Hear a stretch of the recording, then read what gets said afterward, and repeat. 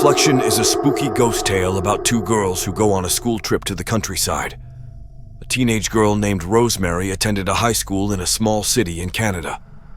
One day, her biology teacher announced that he was taking the entire class on a school trip. Everyone was delighted. The next day, a bus brought all of the students to a remote part of the countryside.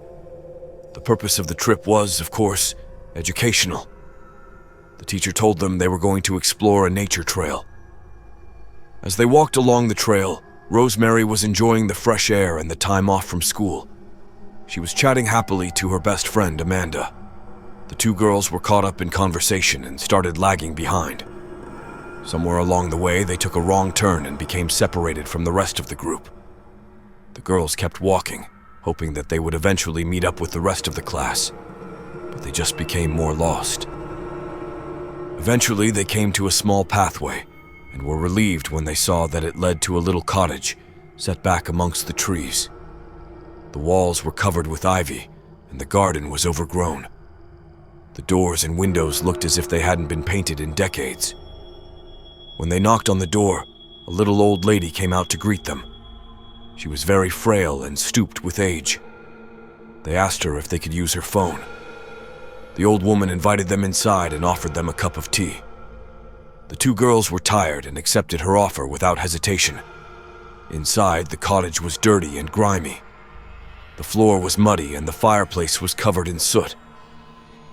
The old woman told them to sit down, and for some reason, as she hurried out to the kitchen, she said, "Keep your eyes shut." The girls wondered what she meant by that last comment.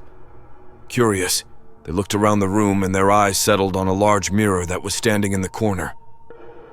Somehow they couldn't seem to take their eyes off the mirror and sat there, quietly staring at their own reflections. In the mirror, their faces appeared strange and distorted. It looked as if their cheeks were covered with scratches. They couldn't seem to tear their eyes away from the unsettling image.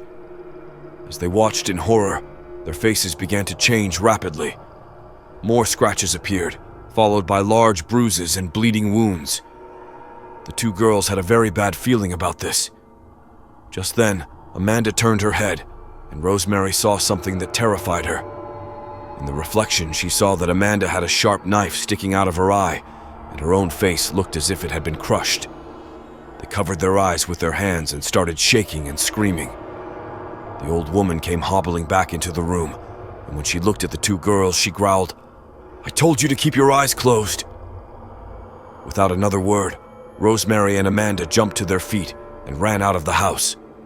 They kept running, crashing through bushes and jumping over streams, not knowing where they were going. Eventually, they saw the school bus in the distance and breathed a sigh of relief. Their classmates were surprised to see the two girls come running across the fields. The teacher got angry with them and told the girls they had kept everybody waiting for over an hour. Rosemary and Amanda were just glad to be back with their classmates again. The school trip was over, so all of the students climbed on board and the bus drove off. By the next day, the two girls had almost forgotten about their scary incident with the old woman in the little cottage.